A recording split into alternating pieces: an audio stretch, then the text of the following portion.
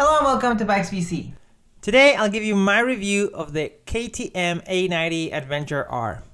My bike specifically was a 2023 model with the new fairings and new windshield.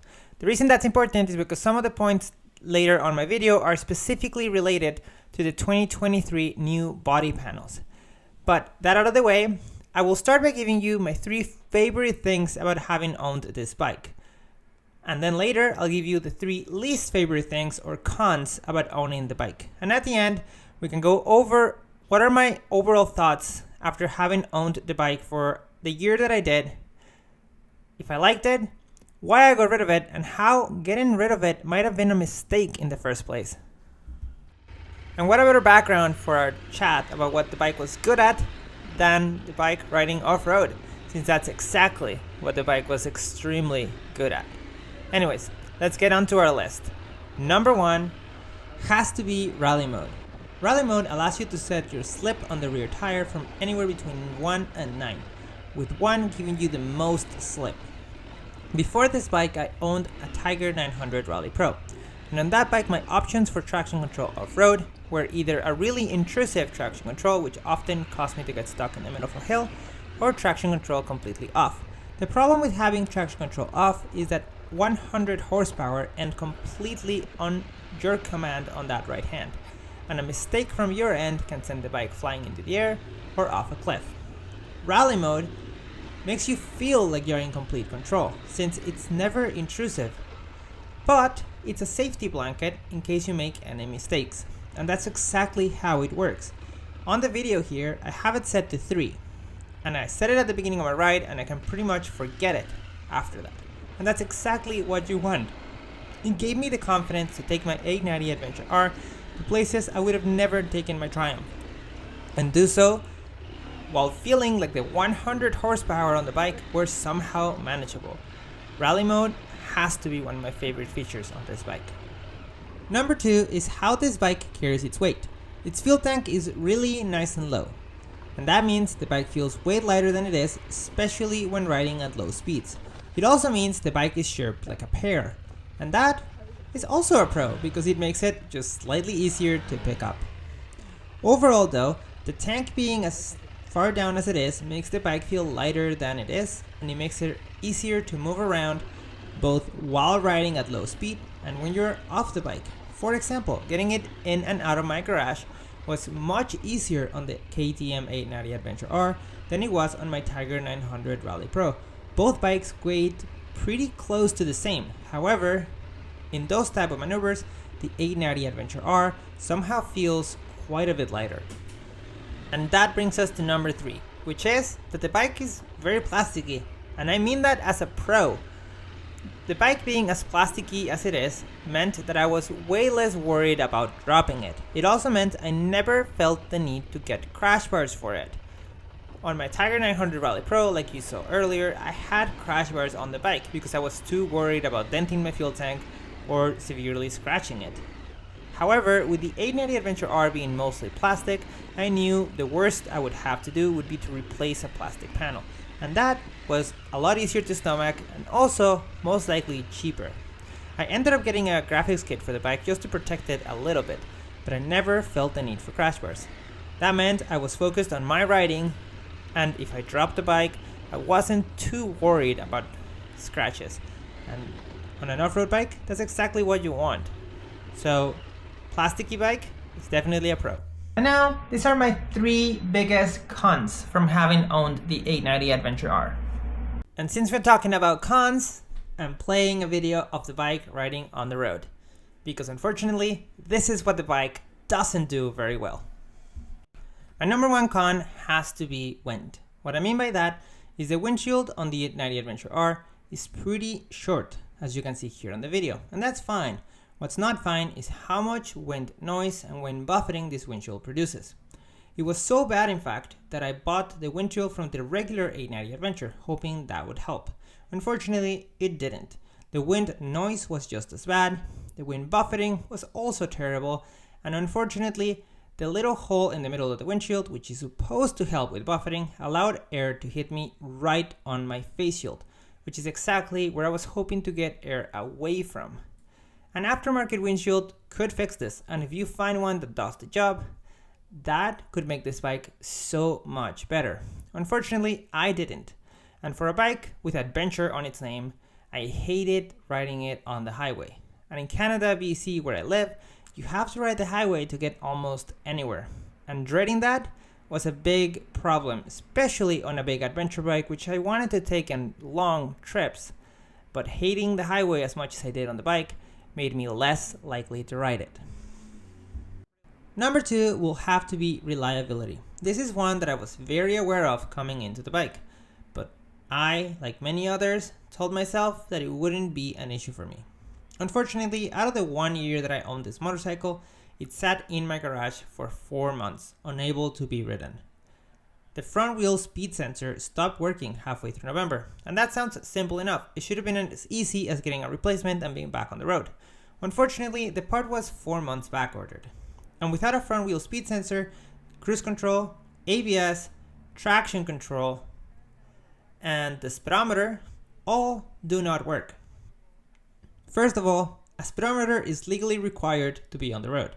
And even if you don't care about that, this happened in November, halfway through the winter.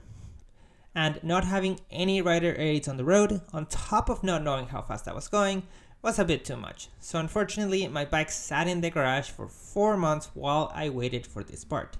That's just my experience. If you go online and search up reliability and the 890, you'll see a book of issues, with the most prevalent being camshaft problems, which is a big one. And in a bike with only 1 year long warranty, reliability will have to be number 2. And that brings us to number 3, which might be a bit of a pet peeve of mine, but it has to be how KTM decided to lock some of the best features of the bike behind a paywall. If you want things like a quick shifter, rally mode, or cruise control, you have to pay for additional packages to unlock software that is already on the bike. The worst part about this is that little things like the quick shifter and cruise control are physical parts that are installed on this bike from factory. But if you don't pay to unlock them, you don't get to use them. I think that is horrible. On top of that, when you're looking online and pricing out bikes or making your decision, when you look at the 890 Adventure, and this is the reason I think KTM decided to do this, you look at the price and it looks pretty cheap when you're comparing. However, don't be fooled. Add at least $1,000 to that price, because you probably want some of these features, especially since those are the features that make this bike as good as it is. After all, I listed rally mode as my number 1 pro, but if you want it, you'll have to pay for the pack. I believe there's 2 packs. One is the tech pack and the other one is the rally pack, and they're not cheap. So KTM haven't decided to put those things behind a paywall will have to be my number 3 con. And with all that said, let's go over my final thoughts on the 890 Adventure R, and I'll let you know why I ultimately decided to sell it. Well, I think it's no secret that I really liked the bike. I think as an adventure bike that weighs 500 pounds, there's absolutely nothing in the market that is as good off-road. I know there's new things like the Desert X or a Yamaha Tenere, which have received a lot of upgrades. However, the fuel tank being as low as it is, the bike being as plasticky as it is, and it being a KTM with things like rally mode and just really good brakes and really good handling, I still think this is very likely the best off-road middleweight adventure bike in the market. The area where this bike is the least good at is definitely the road. And that is specifically the highway, because to be honest, on twisty roads, it's really fun. It feels like a big supermoto, and that is great. And that's actually kind of a good thing, because an aftermarket windshield could probably fix my biggest issue with it, which was highway riding.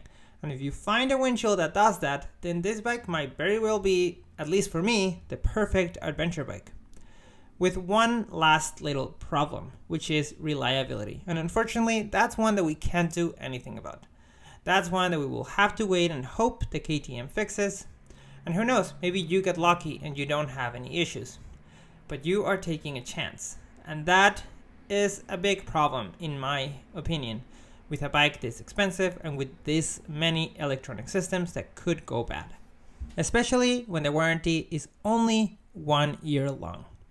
But anyways, with that out of the way, let's talk about the final part of this video, which is why did I ultimately decide to get rid of my 890 Adventure R, especially if I liked it as much as I say I did.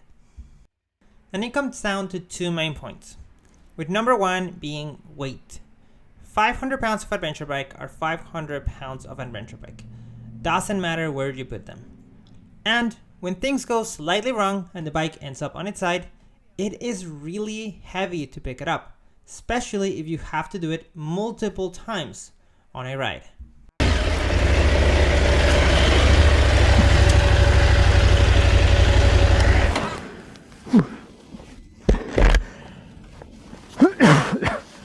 That didn't go as planned.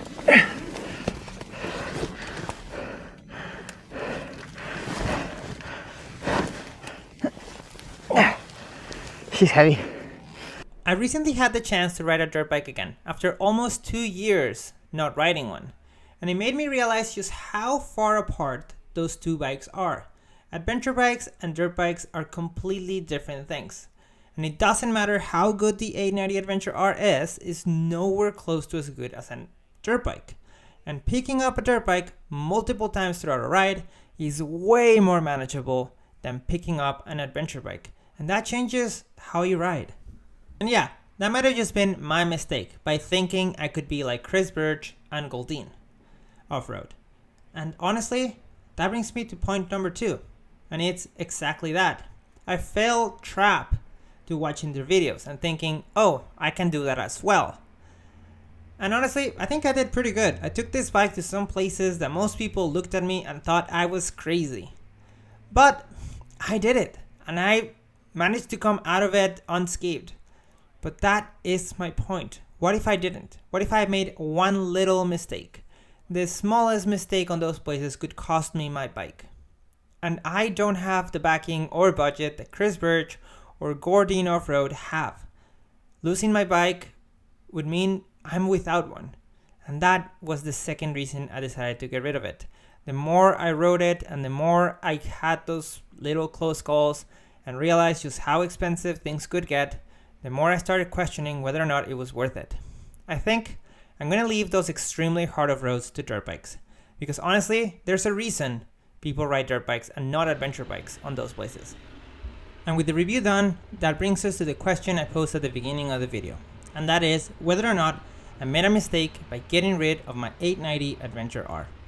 And I'll have to eat my ego on this one, because the truth is that I think I did. After all the money on mods that I had spent on the bike, and how much I liked it, what I should have done should have been to spend a little bit more money, get an aftermarket windshield that fixed my one and only issue, and continued riding it. It was an awesome bike. And honestly, most of the problems that could have come from reliability issues probably would have costed me less than trading it in and buying another motorcycle. Instead, that's exactly what I did. Ignoring the things that I had just learned, I bought another bike. The truth is that adventure bikes are flawed by default.